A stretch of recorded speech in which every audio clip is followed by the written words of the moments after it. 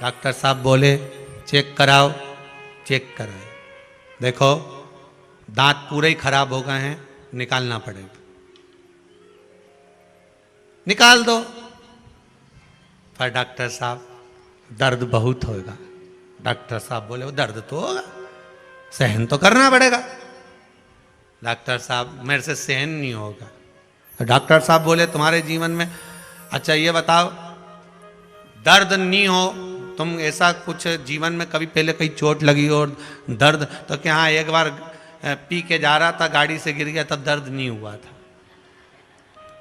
Doctor साहब ने अपने कंप्यूटर को बुलाया, चलो एक काम करो इसको, अब ये दर्द हो तो इसलिए इसको एक बोतल एक ही पिला दिया। अब पिलाई। डॉक्टर साहब बोले निकाल लें, दर्द होगा कि अभी तो ऐसा लग रहा है कि दर्द होगा। डॉक्टर साहब ने कहा और दे दो इसको, और दे दो, फिर और दे दो। अब जो पूरा नशे में हो गया। डॉक्टर साहब बोले लाओ अब इसका दांत निकालें। इतने में वो खड़े होकर बोला की के बाप में दम है तुम्हारा दांत निकालेगा। डॉक्टर साहब बोले इससे तो पहले ही अच्छा था, इसको छोड़ के आओ घर, वापिस घर छोड़ के आओ। किसमें दम जो मेरा दांत निकाल। छोटा करे, कह दिया ये मदिरा पान कर रहा है, ये नशा कर रहा है। बड़ा करे तो लोग कहते हैं ये फैशन का क्रम हो गया उनका। महाराज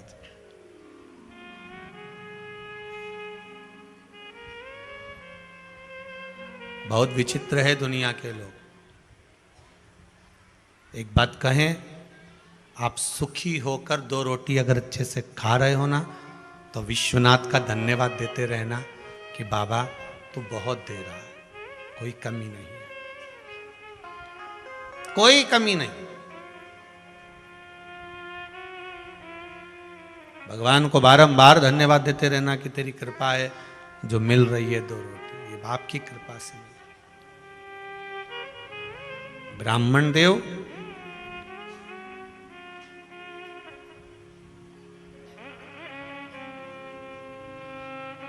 ब्राह्मण देवता दान भी कर रहे हैं, पत्नी कभी नहीं रोकती,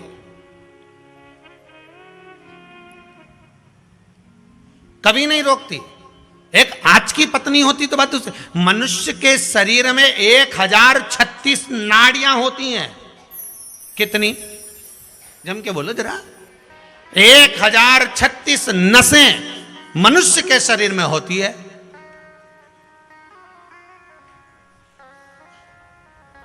और 1036 नस में से पत्नी को यह मालूम रहता है कि कौन सी नस दबाना, कैसे सुधरेगा। 1036 में से वो 36 अबाई को सब मालूम है।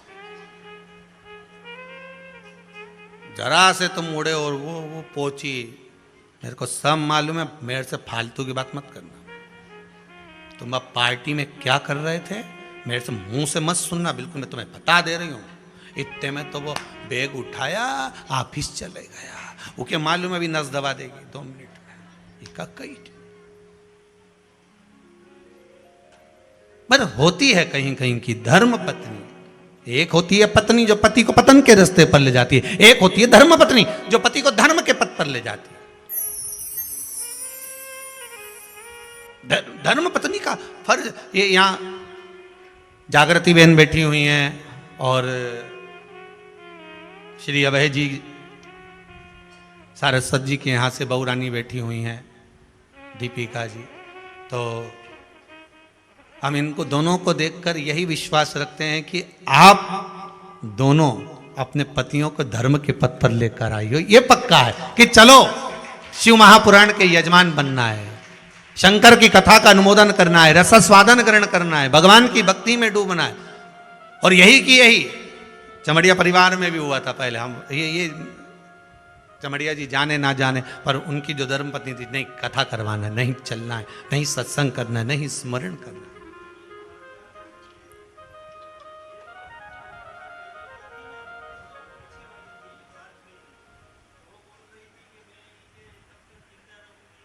जरा माइक देना जरा।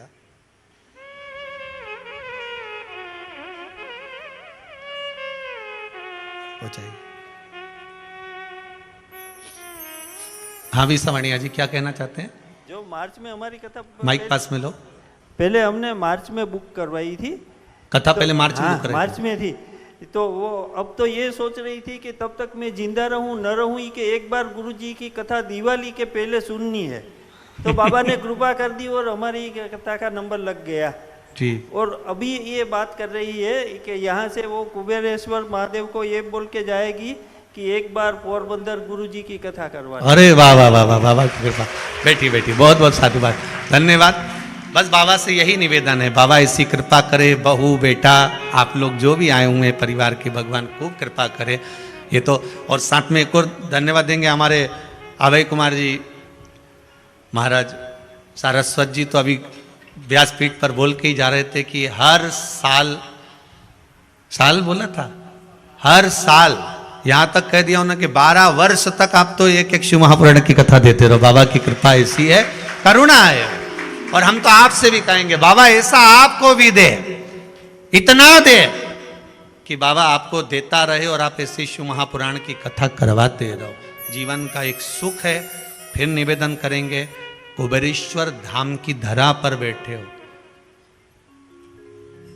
जो चोर को कुबेर बना सकता है वो क्या अपने को नहीं दे सकता? विश्वास रखिएगा, भरोसा।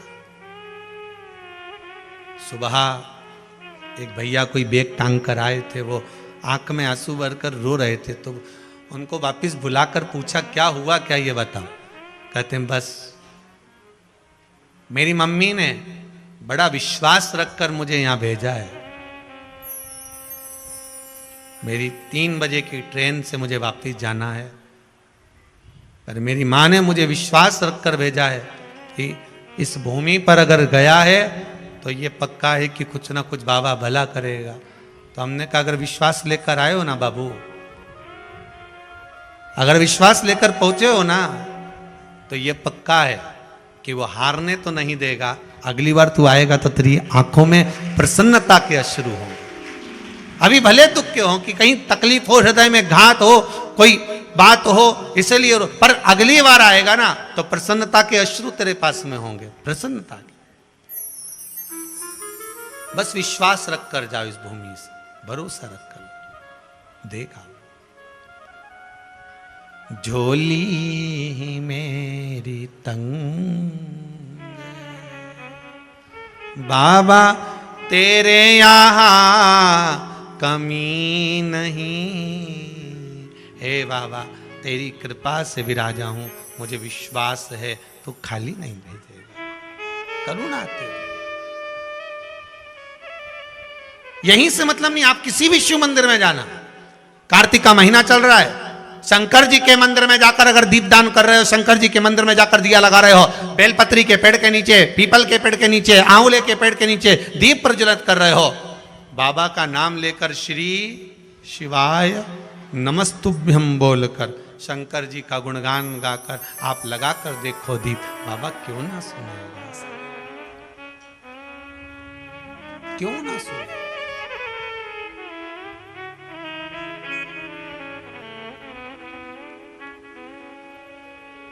महाराज ब्राह्मण देवता रो रही है, पत्नी बोल रही है क्या हो गया, आज आपके पास में देने के लिए कुछ नहीं है क्या? धर्म पत्नी कहती है अंदर से भोजन ला कर दे दी, कोई दरवाजे से खाली ना जाए। तुम्हारी कमाई का भोग पत्नी भी करेगी, बच्चे भी करेंगे। जो दुकान पर बैठकर कमाया, नौकरी कर कर कमाया, सर्विस कर कर कमाया, छल से कमाया कि बेईमानी से कमाया कि झूठ बोलकर कमाया कि कपट कर कर कमाया, तुम्हारी कमाई का भोग 1 का 2 कर कर कमाया, तुम्हारी कमाई का भोग पत्नी भी करेगी, बच्चे भी करेंगे। किस तरह से कमाया उसका धन का भोग पत्नी और बच्चे सब करेंगे, परिवार पूरा तुम्हारी कमाई का भोग करेगा। पर एक बात अपनी बुद्धि में बिठा कर रखना कि जिस तरह से कमाया है उसके कर्म का भोग ना पत्नी को भोगना पड़ेगा, ना बच्चों को भोगना पड़ेगा, कर्म का भोग तू अकेला भोगेगा। इसलिए तैयारी कर कर रखना कि कमाओ, पत्नी और बच्चों को दो, परिवार में खर्च करो, मना नहीं है, पर किस तरह से कमाया है उसकी कमाई का थोड़ा सा भाग निकाल कर कहीं दान में, कहीं धर्म में, कहीं पुण्य में, कहीं किसी गरीब की विद्या में, कहीं किसी के मंगल विवाह में, कहीं बाबा के चरणों में, कहीं ना कहीं कथा सत्संग स्मरण में थोड़ा थोड़ा लगाते चलना, क्योंकि कर्म का भोग पत्नी और बच्चे नहीं भोगेंगे। तूने जिस तरह से कमाया है उसका भोग तुझे अकेले भोगना पड़ेगा। तब उस परमात्मा के सामने तेरी जब फाइल खुले तो परमात्मा भी कहे कि तूने झूठ बोलकर कमाया था, छल कर कर कमाया था, कपट कर कर कमाया था, बेईमानी कर कर कमाई थी, पर उसकी कमाई का भाग तूने कहीं अच्छी जगह पर लगाया था, इसलिए उनको भी बैकुंठ ले गया और तू भी बैकुंठ आ गया। कर्म का भोग तुझे भोगना है, दूसरा नहीं भोगेगा। करो, तुम्हें जो करना है करो,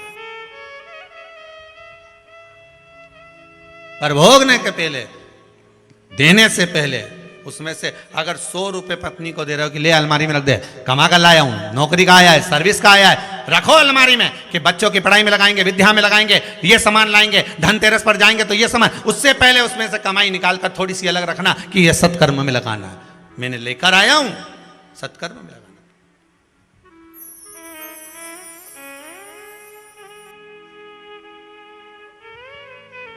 सत्कर्म की ओर लगा। फिर कहेंगे अगर दान भी नहीं कर सकते हो, किसी जगह पर लगा भी नहीं सकते हो, तो अपने ऊपर खर्च करना सीखो, अपने ऊपर खर्च कर। एक ही जोड़ मोजे, उसके भी अंगूठे फट गए, मोजे पीछे रह गए, अंगूठा बाहर निकल गया। पत्नी ने कहा सुनो, बच्चे के मोजे लाना है, पिता गया मोजे ला कर दे दिए। सुनो, बाजार जा रहे हो तो मेरे लिए थोड़ा सा पाउडर का डब्बा ले आना, गया ला दिया। सुनो, त्योहार आ रहा है, सेव मिक्सचर ला के रखना, सोन पापड़ी ला के रखना, मोहन थाल ला के रखना, गया ला दिया। पर व्यक्ति जब खुद के ऊपर खर्च नहीं कर पाता, मन करता है कि अब क्या बाजार जाऊंगा तो मोजे खरीद के लाऊंगा, फिर बाजार गया, काम इतना था नहीं खरीदा, फिर गया, फिर काम इतना था नहीं खरीदा, खुद के लिए नहीं कर पाता। कमा खुद रहा है, ला ढेर खुद रहा है, दिन भर मजदूरी जैसा काम कर रहा है, 8 बजे से जाता है, रात को 10 बजे आता है, दिन भर माथा पच्ची करता है और अपने ऊपर खर्च ही नहीं कर पाता है, स्वयं के ऊपर खर्च ही नहीं कर रहा। कमा कमा कर थक गया, 60 की आयु हो गई, अब मन में सोचा अब दिल से खाऊंगा। अब दिल से खाने के लिए जैसे ही बैठा, पत्नी से कहा जा जरा सा हलवा बना ले, अच्छा देसी घी का, ऐसा देसी घी का हलवा बना। अब जब शरीर काम का था, खाने का समय था, तब खा नहीं पाए। अब 60, 65, 70 में बोला कि देसी घी का हलवा बना ले, तो मुंडा में एक बादाम आई, 4 घंटा तक चलती रही, क्योंकि सोफा सेट तो था ही नहीं, सारा मुंडा का दांत तो निकली गया था। एक बादाम मुंडा में ऐसी आ गई हलवा की, सब लोग हलवा खा के चले गए, नहीं मुंडा में दांत में बस केवल एक बादाम ही निकल रही। तो इतने में बहू ने कहा क्यों पापा तुमने ये हलवा नहीं खाया? खाऊं तो सरूं, परंतु ये एक ऐसी भरी है, तो ये बादाम के फिर निकाल दो, हलवा खा लो। है 400 रुपए किलो की बादाम, सुबह से डली 9 बजे से 11:30 बजे गली, तब जाके अंदर पहुंची, हलवा ही ठंडा हो गया। जब दांत थे तब चने नहीं थे, जब चने थे जब दांत नहीं थे। अभी भी कुछ नहीं बिगड़ा तुम्हारा, सुधर जाओ रे भेरू, सुधर जाओ, अभी भी कुछ नहीं बिगड़ा। फिर कहेंगे जीवन का कोई भरोसा नहीं है, कोई भरोसा, क्या भरोसा। समा बुझ जाएगी जलते जलते, मारा चलिए, दम निकल जाएगा रोशनी का, क्या भरोसा, क्या भरोसा। सोचो, सब दुनिया के लोग समय समय पर आने वाले हैं, सारी दुनिया के लोग समय समय पे, ठंड आती है तो स्वेटर निकल जाते हैं। बोलो सही है गलत है? इतने दिन के धरे धराए अलमारी में पैक फंसे हुए पेटी में से निकालना पड़ते। ठंड आई स्वेटर निकल गए। उसी तरह जैसे ही तुम्हारे यहां संपदा आई ढेर सारे निकल गए। हमारा काका जी का छोरा है, हमारी बुआ जी का लड़का है, हमारा नाना जी का छोरा है। ये स्वेटर की तरह है। ठंड आई तो स्वेटर निकले, जब धन आया तो दुनिया के लोग निकले। जैसे ही तुम्हारे पास पद प्रतिष्ठा सम्मान आएगा ढेर तुम्हारे अपने हो जाएंगे। ढेर किसी को बनाना नहीं पड़ेगा। ठंड आते से स्वेटर निकल जाए उसी तरह ये निकल जाए।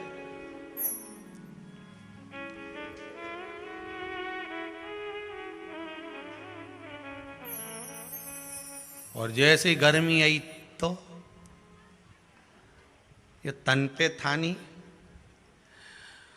वे भी ऑफिस से आते से लो भैया उतार, सब उतार उतर के दादा बनियान पे, तब बैठा, सब गया। गर्मी आई सब उतर गया। जब समय आया बेकार जितते थे